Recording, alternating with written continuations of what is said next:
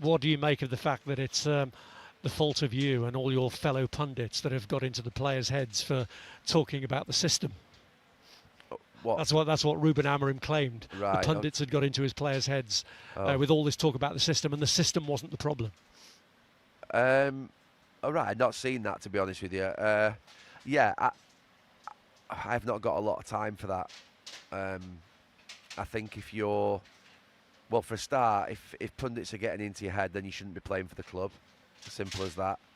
I mean, do people not remember Alan Hansen criticising us when we broke in as young kids, saying that you can't win anything with kids? That was the greatest centre-back of all time at that moment.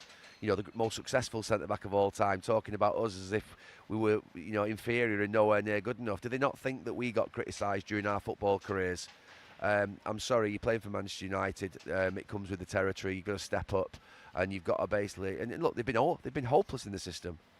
They've been absolutely hopeless. So I mean, all right, it's not the system, it's you, the players.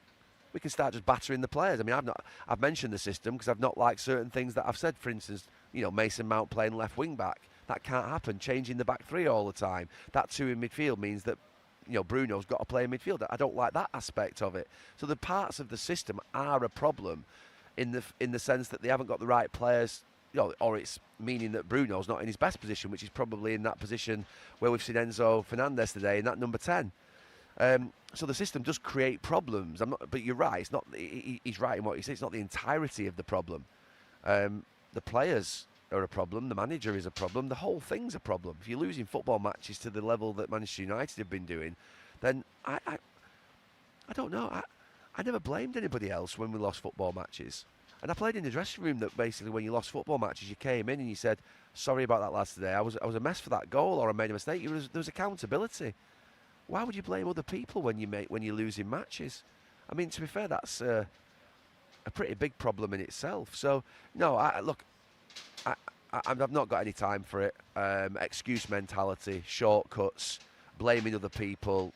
You know, it's the worst thing that you can do that in life. I think they just need to concentrate on doing their jobs and do it well and win football matches. That's the only thing that's going to shut anybody up is winning football matches, and they've not won anywhere near enough football matches. We could all be quiet and say nothing about Manchester United. It's getting to that point, by the way, where people are just switching off a little bit and sort of saying, well, I expected it, which is the worrying thing. The fact that we're still talking about the club and the fact that the club's still under scrutiny tells you how big the club is. But it's getting to that point now where Manchester United lose that you almost like to think, well, I expected that. And that's a big problem because the levels of drops to such a standard. So no one wants that.